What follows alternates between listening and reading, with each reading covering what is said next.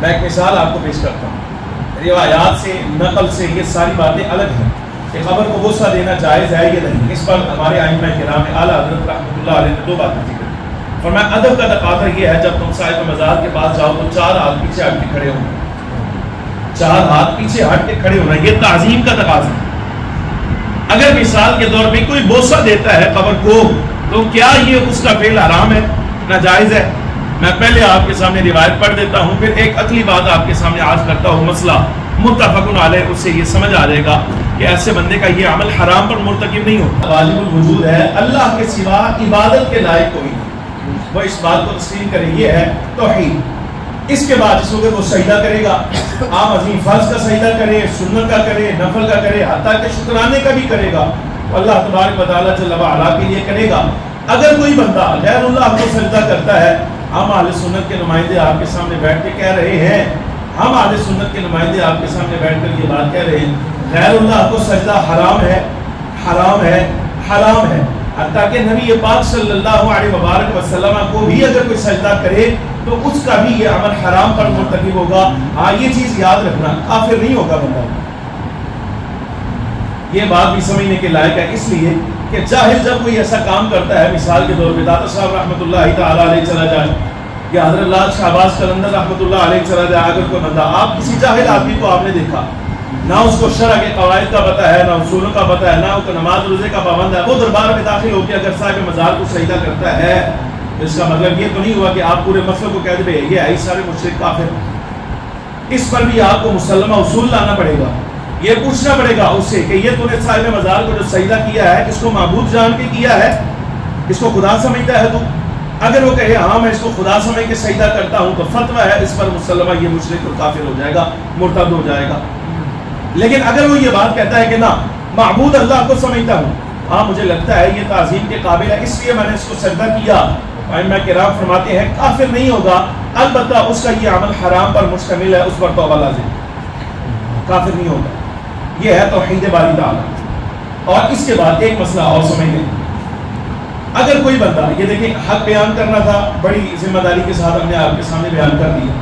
دوسرا مسئلہ, اب کسی مقام پر اگر کوئی بندہ مغالطہ یہ دیکھیں, مثال کے طور پہ سجدہ نہیں کرتا, لیکن یہ ہے کہ حضرت داتا صاحب رحمۃ اللہ علیہ, لال شہباز قلندر یا کسی بھی بزرگ کی قبر کو جا کے بوسہ دیتا ہے, چومتا ہے, تو یہ بھی ذرا تحقیق طلب بات ہے, انصاف والی بات کرنی چاہیے لوگوں کو بھی. ایک ہے سجدہ کرنا, ایک ہے بوسہ دینا. سجدہ کرنے والے کے بارے میں ہم کہہ رہے ہیں کہ اس کا عمل حرام پر مرتکب ہے, اگر معبود جان کے کرے گا تو کافر ہو جائے گا. انصاف پسند بات ہر عالم کو کرنی چاہیے. اگر کسی بزرگ کی قبر کو بوسہ دیتا ہے اور بندہ دوسرا دیکھنے والا کہتا ہے کہ یہ بوسہ نہیں بلکہ قبر والے کو سجدہ کر رہا ہے, تو بتائیے اس بندے کے بارے میں کیا ہوگا؟ اس نے انصاف والی بات کی. میں ایک مثال آپ کو پیش کرتا ہوں. روایات سے نقل سے یہ ساری باتیں الگ ہیں کہ قبر کو غصہ دینا جائز ہے یا نہیں. اس پر ہمارے ائمہ کرام اعلیٰ حضرت رحمۃ اللہ علیہ نے 2 باتیں ذکر کی. فرمایا ادب کا تقاضا یہ ہے جب تم صاحب مزار کے پاس جاؤ تو 4 ہاتھ پیچھے ہٹ کے کھڑے ہونا. 4 ہاتھ پیچھے ہٹ کے کھڑے ہونا یہ تعظیم کا تقاضا ہے. اگر مثال کے طور پہ کوئی بوسہ دیتا ہے قبر کو تو کیا یہ اس کا فعل حرام ہے, ناجائز ہے؟ میں پہلے آپ کے سامنے روایت پڑھ دیتا ہوں, پھر ایک عقلی بات آپ کے سامنے عرض کرتا ہوں. مسئلہ متفق علیہ, اس سے یہ سمجھ آ جائے گا کہ ایسے بندے کا یہ عمل حرام پر مرتکب نہیں ہوتا. مستدرک حاکم میں اور مسند امام احمد بن حنبل میں یہ روایت موجود. مروان بن حکم داخل ہوا نبی پاک صلی اللہ علیہ وبارک وسلم کے مزار اقدس میں. یہ زمانہ یا تو حضرت عثمان غنی کا ہے, یا حضرت مولا کائنات سیدنا علی کے مرتضیٰ کا ہے, یا امام حسن کا, یا حضرت امیر معاویہ کا, یا اس کے بعد جب مروان کا اپنا دور آیا, یعنی مروان خود جو ہے یہ صحابہ کے دور کا بندہ ہے. یہ داخل ہوا, مدینے کا گورنر تھا, شخصیت اس کی کیسی ہے اس پر ہمیں کلام نہیں ہے, وہ ایک الگ مسئلہ ہے. یہ بندہ کیسا تھا کیسا نہیں تھا یہ مسئلہ ہی الگ ہے. گورنر تھا, بہرحال داخل ہوا. نبی علیہ السلام کے حجرہ مبارکہ میں اس نے داخل ہو کر سلامی عرض کرنا چاہیے. دروازہ کھولا, اندر داخل ہوا تو دیکھا ایک بندہ ایسا ہے کہ جو نبی پاک صلی اللہ علیہ وبارک وسلم کے مزار اقدس پہ ایسے ہاتھ رکھا ہوا ہے, اور ہاتھ پہ اپنا سر رکھ کے نہ تو نبی علیہ السلام کی قبر کے اوپر جھکا ہوا, سرکار کے مزار اقدس پہ جھکا ہوا. جملہ سمجھیے. مروان قریب آیا, اور آ کے اس کے کندھے کو ہاتھ لگا کر کہا اے کی کر رہا ہوں، اور یہ کیا کر رہا ہے؟ یعنی اس کے نزدیک، مروان کے نزدیک یہ عمل جو ہے یہ طریقہ خلاف تھا، اسلام کے ٹھیک نہیں تھا، اس نے روکا۔ لیکن تعجب کی بات یہ ہے، راوی کہتا ہے جس بندے نے سب جھکایا ہوا تھا، جس کو ہلایا گیا، یہ کیا کر رہا ہے؟ جب اس نے سب اٹھایا، مروان تو بہت نیچے کا آدمی ہے، یہ جو سب جھکا کے حضور اکرم صلی اللہ علیہ وسلم کی قبر پر قریب ہو کر بیٹھا ہوا تھا، یہ نبی پاک صلی اللہ علیہ وسلم کا میزبان حضرت ابو ایوب انصاری رضی اللہ تعالیٰ عنہ۔ مروان کی تو حیثیت کوئی، بات یہ صحابی رسول نبی علیہ السلام کے میزبان حضرت ابو ایوب انصاری، آپ نے سر اٹھایا، جملہ بڑا قابل غور کہا، حضرت ابو ایوب انصاری کچھ نہ کہتے، میرا ان کا دست مبارک ایسے ہاتھ رکھ کے سر رکھنا یہ بڑی بات ہے، خالی صحابی رسول کا اتنا عمل کافی ہے، اور اس کے بعد آپ کو کیا چاہیے، چھوڑیں۔ لیکن ابو ایوب انصاری نے جتنا بڑا جملہ کہہ دیا ہے وہ بڑی بات ہے۔ آپ نے فرمایا مروان تو کیا سمجھتا ہے میں کسی پتھر کے پاس آیا ہوں؟ میں پتھر کے پاس نہیں آیا، میں نبی پاک صلی اللہ علیہ وسلم کے پاس آیا ہوا ہوں، میں حضور کی بارگاہ میں حاضر ہوں۔ اب یہ حضرت ابو ایوب انصاری رضی اللہ تعالیٰ نے کھیڑا کر دیا اس بات کا، یہ یاد رکھنا عام پتھر میں فرق ہوتا ہے، اور نبی پاک صلی اللہ علیہ وسلم کے مزار میں، صالح کی قبر میں اور نیک آدمی کی جو قبر ہے اس میں اور پتھر میں زمین آسمان کا فرق ہوا کرتا ہے۔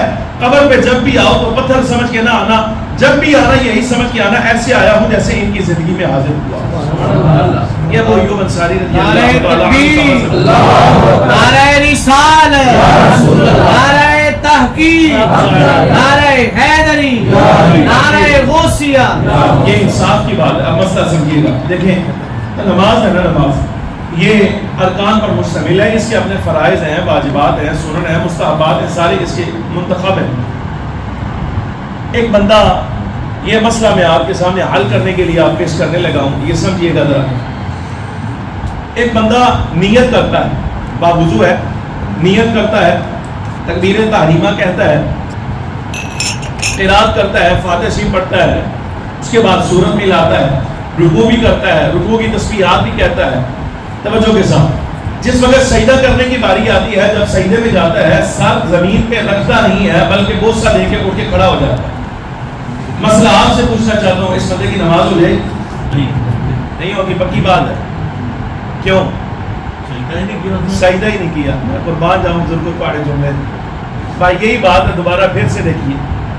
ایک بندہ نیت کر کے سارا کچھ کر کر آ کے زمین کو چوم کے واپس آ گیا، آپ نے کہا اس کا سجدہ ہی نہیں ہوا۔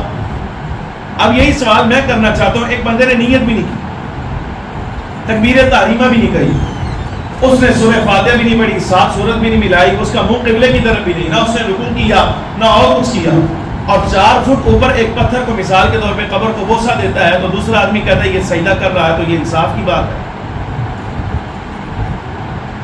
گزارش سمجھ آئی کہ نہیں ہے؟ یہ ایک عقلی دلیل پیش کر رہا ہوں، میں جو مسئلہ آپ کے سامنے آج کر رہا ہوں اس کو سمجھیں۔ مسئلہ یہ ہے، مزار کو بوسہ دینا سجدے میں آتا ہے کہ نہیں آتا؟ یہ آج کر رہا ہوں، بس یہی بات، میں آپ سے نہیں، یہ تو دلیل میں عمومی طور پہ مسئلہ سمجھانے کے لیے سب کو کہہ رہا ہوں۔ یہی مسئلہ ہے عمومی طور پہ ہمارے ہاں، جس وقت کوئی بندہ قبر کو بوسہ دیتا ہے اس کو کہا جاتا ہے یہ قبر کو سجدہ کر رہا۔ اب یہ ہے نا انصافی کی بات۔ بہرحال توحید اہل سنت کے ہاں یہ ہے، اللہ تبارک و تعالیٰ جل وعلا کو معبود جاننا ہے، اور رب العالمین جل وعلا نے جتنے بندے تعظیم کے لائق بنائے ہیں، مثال کے طور پہ انبیاء کرام علیہ السلام، رسول عظام، اور پھر ان کے بعد سرکار کے اصحاب، اہل بیت اطہار، اور نبی علیہ السلام کی امت کا ہر متقی صالح، وہ جس کے بارے میں مسلم ہے کہ یہ اللہ کا ولی ہے، وہ عزت کے لائق ہے، عام عظیم، اس دنیا کی زندگی میں ہو چاہے دنیا کی زندگی سے گزر جانے کے بعد۔ اللہ رب العالمین جل وعلا نے اس کی ایک حرمت رکھی ہے، اس کی عزت کرنا کبھی بھی اللہ تبارک و تعالیٰ جل وعلا کی توحید کے خلاف نہیں ہوتا۔ یعنی اگر کوئی مثال کے طور پہ کوئی بزرگ ہے، ماں باپ ہیں، اساتذہ ہے، شیخ ہے، کامل ہے اور شرع کا پابند ہے، اگر مثال کے طور پہ اس کا شاگرد، اس کا مرید یا اس کی اولاد یعنی ماں باپ کی اولاد اپنے ماں باپ کا ہاتھ چومے اور جھک کر ان کے لیے عاجزی کا اظہار کریں، تو اس کے بارے میں کبھی یہ نہیں کہنا چاہیے کہ یہ اللہ تبارک و تعالیٰ جل وعلا کی توحید پر ڈاکہ ڈال رہا ہے، نہ، بلکہ اللہ رب العالمین جل وعلا نے ماں باپ کو عزت دلائی ہے، وہ عزت کے حقدار ہیں، ان کی عزت کرنا فرض ہے۔